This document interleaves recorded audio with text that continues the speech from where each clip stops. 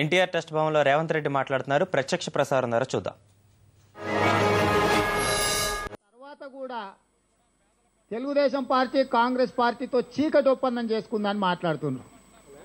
వీళ్ళకి అవగాహన ఉండి మాట్లాడుతుండ్రా, అవగాహన లేకుండా మాట్లాడుతుండ్రా? వీళ్ళు లీడర్లలాగా కాకుండా రీడర్లలాగా ఎవరైనా పత్రికలో ఉండే పాత్రికేయ మిత్రులు రాసిచ్చిన ఆ రాతలను చదివి వినిపిస్తున్నారో మాకు అర్థమైతలేదు. ఇదేమో రహస్యం కాదు, లేకపోతే అంతర్గతంగా ఎవరికి తెలియని సీక్రెట్ ఓటింగ్ కాదు. బాహటంగా పార్లమెంటులోనే జరిగింది. అందులో జరిగిన తప్పిదాలు కానీ దానికి సంబంధించిన వివరణలు కానీ సంపూర్ణంగా చెప్పడం జరిగింది. ఏదేమైనా ఒక ప్రధాన ప్రతిపక్ష పార్టీ రాష్ట్రంలో దేశంలోనే కాంగ్రెస్ వ్యతిరేక పార్టీలకు నాయకత్వం వహించి అటు యునైటెడ్ ఫ్రంట్ కానీ లేకపోతే నేషనల్ ఫ్రంట్ కానీ లేకపోతే ఎన్డీఏలో కానీ కీలకమైన పాత్ర పోషించి దేశంలో జాతీయ స్థాయిలో ఉన్న కాంగ్రెస్ పార్టీని ఒక చిన్న సైజు ప్రాంతీయ పార్టీగా నెట్టిన పార్టీ ఏదైనా ఉందంటే అది తెలుగుదేశం పార్టీ. దానికి నాయకత్వం వహించిన ఆనాడు ఎన్టీ రామారావు గారు అయితే ఈనాడు చంద్రబాబు నాయుడు గారు.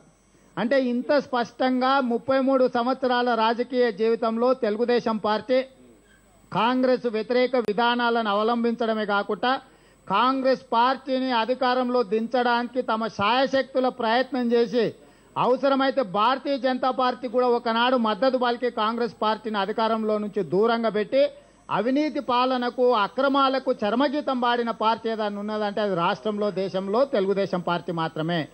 కానీ మొన్న జరిగిన ఒక్క సంఘటనను తీసుకొని తెలుగుదేశం పార్టీ ఏదో కాంగ్రెస్ పార్టీతో కలిసిపోయిందని చెప్పి కళ్ళు దాగిన కోతి ఎగిరినట్టుగా ఈరోజు వైఎస్ఆర్ కాంగ్రెస్ పార్టీ వాళ్ళు ఎగిరి దూకుతున్నారు.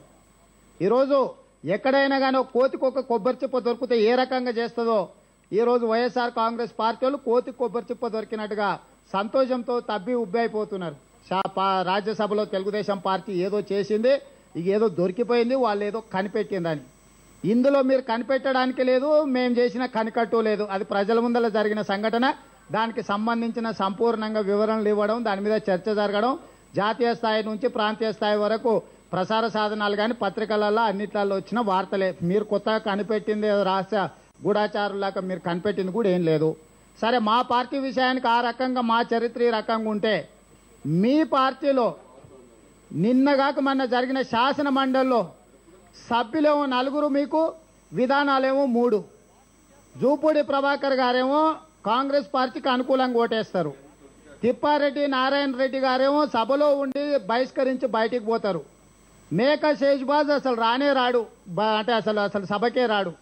అంటే ఒక పార్టీకి 4 సభ్యులు ఉంటే 3 విధానాలు ఎప్పుడైనా ఎక్కడైనా మనం చూసినామా?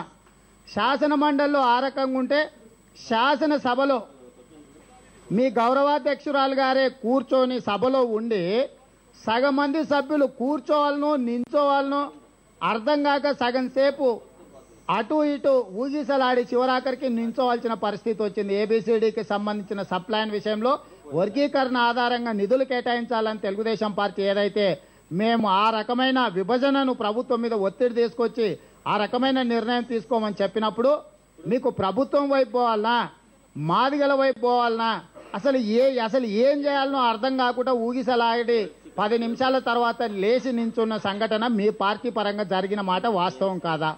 అంటే శాసనసభలో ఒకనాడు రాజశేఖర రెడ్డి గారు ఏబిసిడి వర్గీకరణకు ఏకగ్రీవ తీర్మానం చేసినామని చెప్పుకునే మీరు ఈరోజు ఏబిసిడి వర్గీకరణ ఆధారంగా నిధుల కేటాయింపులు కేటాయించాలని తెలుగుదేశం పార్టీ డిమాండ్ చేస్తే శాసనసభలనేమో ఊగిసలాడి తెలుగుదేశం పార్టీకి మద్దతు పలుకుతారు. శాసన మండలికి వెళ్తే 4 సభ్యులు ఉంటే 3 విధానాలు తీసుకుంటారు. అదేవిధంగా గతంలో స్పీకర్ ఎన్నిక జరిగినప్పుడు మీరు మాకు 25-30 మంది సభ్యులు ఉన్నారని చెప్పి జగన్ ఇంట్లోనే సమావేశాన్ని ఏర్పాటు చేసి జగన్ విజయలక్ష్మి గారి నాయకత్వంలో అక్కడి నుంచి బయలుదేరి సభ్యులందరూ కాంగ్రెస్ పార్టీ కోటేస్తారు. విజయలక్ష్మి గారేమో మరి ప్రజాస్వామ్యం మీద అత్యంత విశ్వాసం, నమ్మకం, ప్రజాస్వామ్య విలువలను కాపాడడానికి పనిచేసే గౌరవాధ్యక్షురాలు అసలు ఎన్నికలనే పాల్గొన్నాడు. ఓటింగ్కు డుమ్మా కొట్టి ఇంట్లో కూర్చుంటారు వాళ్ళు. అదేవిధంగా మొన్న జరిగిన రాష్ట్రపతి ఎన్నికలలో కూడా ఈ ప్రజాస్వామ్యాన్ని పరిరక్షించడానికి ఓట్లు వేయడం ఒక హక్కు, సభ్యుల హక్కు. కాబట్టి హక్కులను విలువలను కాపాడడానికి కోర్టు నుంచి మరీ అనుమతి తీసుకొని వచ్చి రాష్ట్రపతి కాంగ్రెస్ పార్టీ యూపీఏ ప్రభుత్వం సమర్థించిన ప్రణబ్ ముఖర్జీ కోటేసి మేము విలువలతో కూడిన రాజకీయం చేయాలనుకుంటున్నామని చెప్పి ఆనాడు ప్రకటన చేయడం జరిగింది. మరి ఈరోజు నేను సూటిగా అడుగుతున్న వైఎస్ఆర్ కాంగ్రెస్ పార్టీని, మీరు విలువలతో కూడిన రాజకీయాలు చేయాలనుకున్నప్పుడు యూపీఏ ప్రభుత్వం సమర్థించిన ప్రణబ్ ముఖర్జీకి ఓటు ఆయన అడగకపోయినా మీరు కోర్టు అనుమతి తీసుకొని వచ్చి ఓటేసిండ్రు. కానీ అదే పిఏ సంగ్మా జైలుకు వచ్చి అవమానానికి గురై మీ ఇంటికి వచ్చి ఓటు అడిగిండు. ఆయనేమో ఎన్డీఏ పార్టీకి సంబంధించిన వ్యక్తి కాదు, ఎన్సీపీ పార్టీకి సంబంధించిన చాలా యాక్టివ్ సభ్యుడు. శరద్ పవార్కు సంబంధించిన ఒక రాజకీయ పార్టీ సంబంధించిన ఆయన కూతురు ఆ పార్టీ నుంచి కేంద్రంలో మంత్రిగా ఉన్నది. అదేవిధంగా ఆ పార్టీలో కీలకమైన పాత్ర పోషిస్తున్నాడు పిఏ సంగ్మా. కాబట్టి అతనికి ఓటేలే. అతను ఒక గిరిజనుడు. గిరిజనుల పట్ల మీకు ఏ రకమైన అవగాహన ఉందో, ఏ రకమైన ప్రేమ ఉందో, ఒక గిరిజనుడు ఇంటికి వచ్చి జైలుకు వచ్చి అడుక్కోవడానికి అవమానానికి గురయ్యి ఇంటికి వచ్చి ఓటు అడిగితే కూడా అతనికి మీరు మద్దతు ఇవ్వకపోను, అడగకపోయినా పోయి కాంగ్రెస్ కాళ్ళు పట్టుకొని కాంగ్రెస్కు మద్దతు ఇచ్చిన చరిత్ర మీది. మరి ఈ రకంగా ఇక్కడ ఉంటే మీరు ఎఫ్డీఐల విషయంలో విదేశీ పెట్టుబడులు చిల్లర వర్తకంలో ప్రత్యక్షంగా పెట్టుబడి విధానాన్ని మీ పార్టీ వ్యతిరేకిస్తుందని మీరు చెప్పినారు. తెలుగుదేశం పార్టీ విస్పష్టంగా వ్యతిరేకించింది. లోక్సభలో వ్యతిరేకంగా ఓట్లేసినాం, రాజ్యసభలో కూడా ఉన్న సభ్యులు వ్యతిరేకంగా మేము ఓట్లేసినాం. కానీ లోక్సభలో మీరు 3 సభ్యులు ఉన్నారని మీరే చెప్పుకున్నారు. ఒక ఆయన జైల్లో ఉంటాడు, అనుమతి తీసుకోడు, ఓటేయడానికి ఓడు. రెండోగా ఆయన కాంగ్రెస్ పార్టీకి అనుకూలంగా ఓటేస్తాడు, మూడోగా ఆయన వ్యతిరేకంగా చేస్తాడు. అంటే ఇక్కడ వైఎస్ఆర్ కాంగ్రెస్ పార్టీకి నిజంగానే యూపీఏ ప్రభుత్వాన్ని, కాంగ్రెస్ పార్టీని, అదేవిధంగా ఎఫ్డీఐ చిల్లర వర్తకంలో విదేశీ పెట్టుబడులను ఒకవేళ వ్యతిరేకించుంటే ఎందుకు వైఎస్ జగన్మోహన్ రెడ్డి గారు కోర్టు అనుమతి తీసుకొని పార్లమెంటులో ఓటింగ్లో ఎందుకు పాల్గొనలేదు?